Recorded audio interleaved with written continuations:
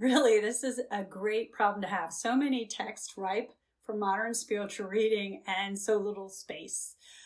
Scripture, contemporary spiritual memoirs, devotionals, biography, everyday theological guides, faith-filled original music, and devotional art and film, not to mention the timeless classics and new scholarship about ancient writings by holy men and women. There is so much wisdom. We hardly have the time to feature all that on Read, Pray, Write podcast, Spiritual Reading for Modern Life. That's why I'm happy to announce a new format that makes sharing your grace-filled creations easier. Hey, soul friends, I am Read, Pray, Write podcast host Jean Kelly, inviting you to join our community of faith-forward creatives and guides like those highlighted here. Whether you're a best-selling author or a first-time spiritual memoirist, whether you're a visual artist or a singer-songwriter or filmmaker, you can now read, perform, and share your latest published work about faith. And we will consider that for our guided spiritual reading meditations. You can now submit directly a self-taped reading or performance, and we will review your application and be in touch about featuring your insights and creative work on a future episode of Read, Pray, Write podcast. So, in the meantime, over all your spiritually inspired creative endeavors, I wish you all blessings. Please let me cry this to you. Again the air grew warm. We all grabbed each other and leaned into fear. The door disappeared, and I saw his eyes.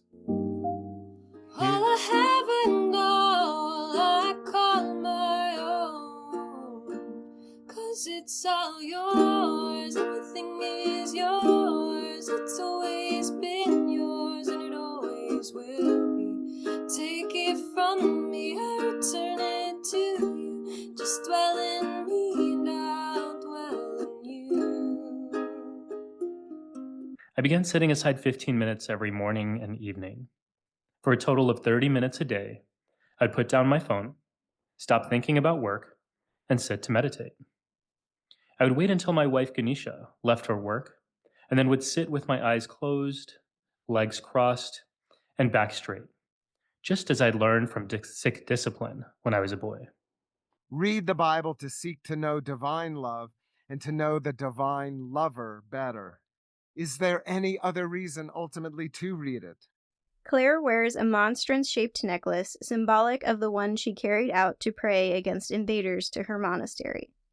Francis wears many animal tattoos and holds a bouquet of flowers, symbolic of his patronage of the earth, environment, and animals. My kids are part of the life that comes after me. With every meal I make them, I hope I have nurtured people who will speak truth to power. I hope I have fueling bodies that will stand up for the vulnerable. I hope that when they see me in the kitchen, they are invited as a delight that I feel in getting the opportunity to love this in such a tangible way. I've spent considerable time in monasteries, studying, praying, and seeking to learn from men and women who want to rise beyond the superficialities of daily life, who yearn to see what Saint Bernard of Clairvaux called the real behind the real. In short, who seek to live a more contemplative life. And we have learned that the only solution is love, and that love comes with community. It all happened while we sat there talking, and it is still going on.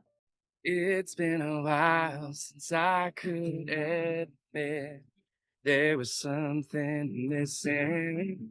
I've seen enough to know what love is.